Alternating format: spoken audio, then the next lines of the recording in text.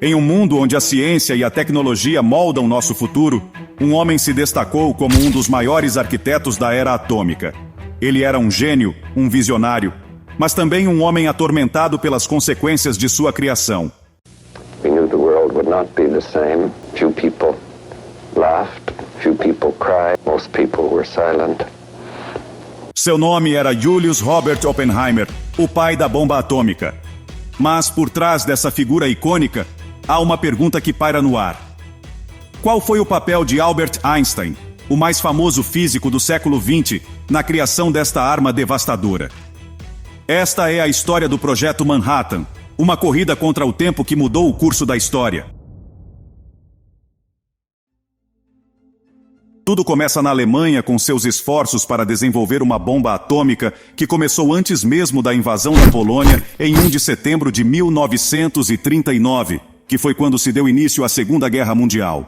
O físico e prêmio Nobel Werner Heisenberg, um dos grandes nomes da física nuclear mundial, recebeu os primeiros recursos do exército para iniciar suas próprias investigações.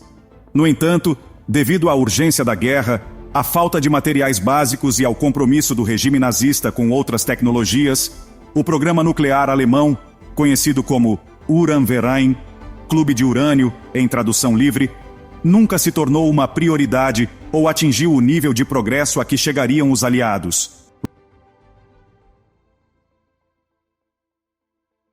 Robert Oppenheimer nasceu em Nova York, em 22 de abril de 1904, em uma família rica e influente. Ele estudou na Universidade de Harvard e na Universidade de Cambridge e obteve seu PhD em Física em 1929. Depois de se formar, Oppenheimer trabalhou como físico teórico no Instituto de Estudos Avançados de Princeton. Oppenheimer era conhecido por sua mente inquieta e rápida, que o levava a saltar de um tópico para outro com facilidade. Essa característica, embora útil em muitos aspectos, também o levou a fazer contribuições iniciais, porém frequentemente superficiais para vários campos da ciência, raramente se aprofundando em qualquer um deles. Algumas pessoas diziam que ele tinha o potencial para ser o próximo Einstein. No entanto, seu caminho divergiu para uma direção diferente, onde seus talentos foram canalizados para a ciência da moda e jogos políticos, uma decisão que teve um impacto profundo em sua vida e carreira. Sua mente estava sempre fervilhando com ideias, mas foi sua habilidade de liderança que o colocou no centro do maior projeto científico da história, o Projeto Manhattan. O Projeto Manhattan foi uma resposta a um alerta enviado ao presidente dos Estados Unidos, Franklin Roosevelt, pelos físicos Albert Einstein e Leo Szilard, que expressaram preocupação com a possibilidade de o regime nazista construir uma bomba atômica. Isso levou a uma corrida secreta para que os Estados Unidos se adiantassem ao possível projeto atômico alemão. A carta, que Einstein mais tarde chamaria de seu único grande erro, teve um impacto significativo, levando à criação do Comitê Consultivo sobre Urânio em outubro de 1939, que mais tarde se transformou no Projeto Manhattan. Após a entrada dos Estados Unidos na Segunda Guerra Mundial, em 7 de dezembro de 1941, e em meio a relatórios de inteligência que exageravam os avanços do Uranverein alemão, Roosevelt ordenou que o programa fosse acelerado e colocado sob o controle do Departamento de Guerra.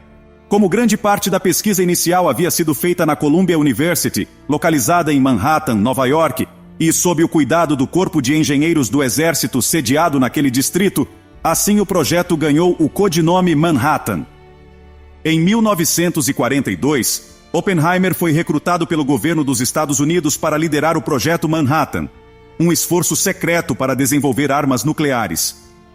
Oppenheimer foi uma figura-chave no projeto, e ele teve um papel fundamental no desenvolvimento da primeira bomba atômica.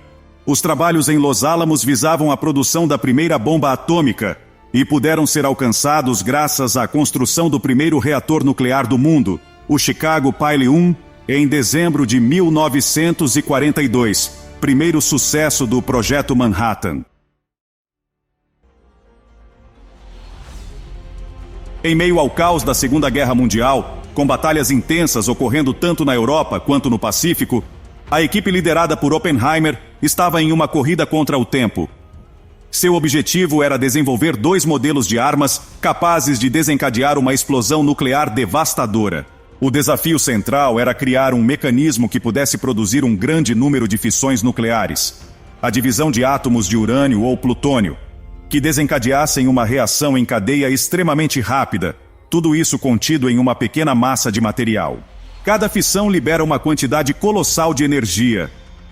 Quando ocorre uma reação em cadeia, o resultado é uma detonação gigantesca que emite calor e radiação, além de gerar uma poderosa onda de choque. A primeira das 2 bombas desenvolvidas utilizou um método conhecido como detonação de canhão ou tiro. Neste design, a fissão nuclear e a subsequente reação em cadeia foram desencadeadas disparando-se um projétil de urânio-235 contra outro bloco do mesmo elemento. Esta foi a tecnologia empregada na bomba que devastou Hiroshima, apelidada de Little Boy. O segundo design, conhecido como implosão, alcançou a detonação nuclear através da explosão de explosivos convencionais dispostos em torno de uma esfera de plutônio. Esta explosão comprimia o plutônio, desencadeando assim a reação em cadeia. Esta foi a tecnologia utilizada na bomba lançada sobre Nagasaki, conhecida como Fat Man. A Alemanha se rendeu em 9 de maio de 1945 e, de repente, não havia mais corrida armamentista contra o time liderado por Heisenberg. Mas o Japão continuou a lutar por mais alguns meses e o Departamento de Guerra dos Estados Unidos voltou sua atenção para o arquipélago asiático. Em 16 de julho de 1945, a primeira bomba atômica foi detonada no deserto do Novo México, batizada de Trinity. A explosão foi além de qualquer coisa que o mundo já havia visto. Foi um momento de triunfo, mas também de terror.